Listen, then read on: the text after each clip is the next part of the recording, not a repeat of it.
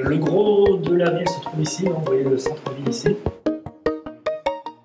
D'accord, nous avons besoin d'un binôme sécurité et un véhicule tout-terrain.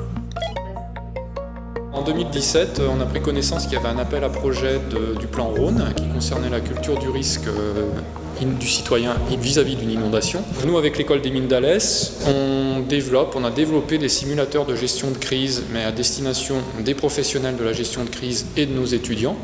Et on s'est dit, pourquoi pas contribuer à la culture du citoyen en adaptant ces simulateurs au grand public. Et ce projet, qui s'appelle Précision, il a pour objectif de développer donc un simulateur de gestion de crise inondation qui s'appelle Sitting Crise. Et donc Sitting Crise est un des moyens de faire découvrir la gestion de crise aux citoyens dans l'idée de d'augmenter sa culture de crise. En fait, tout simplement pour qu'il adopte les meilleurs comportements possibles lorsque l'inondation arrivera. Bien reçu, on fait un point de crise sur les différents enjeux et je vous tiens au courant.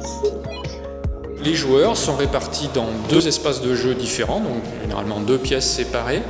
Il y a une pièce qui sert comme cellule de crise municipale, donc dans laquelle vont être prises les décisions au niveau municipal, les décisions de la gestion de crise, décisions de sauvegarde.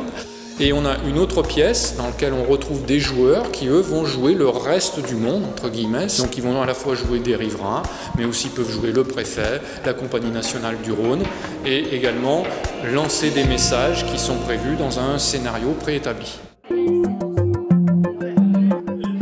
J'ai plusieurs rôles, chef de la police municipale, responsable du camping et directrice de l'école. Je suis le responsable de communication, j'assure la communication avec la population. Sitting Crise, il a vocation à être déployé sur le territoire de la vallée du Rhône et déployé par des associations d'animation scientifique ou environnementale. Donc dans le cadre du projet, c'est les petits débrouillards du Gard qui nous épaulent, mais in fine, c'est toute l'association qui voudra bien se saisir de l'outil et aller le déployer sur le territoire, donc dans les collectivités, pour l'instant de la vallée du Rhône, mais on peut imaginer une adaptation à toute autre commune riveraine d'un cours d'eau.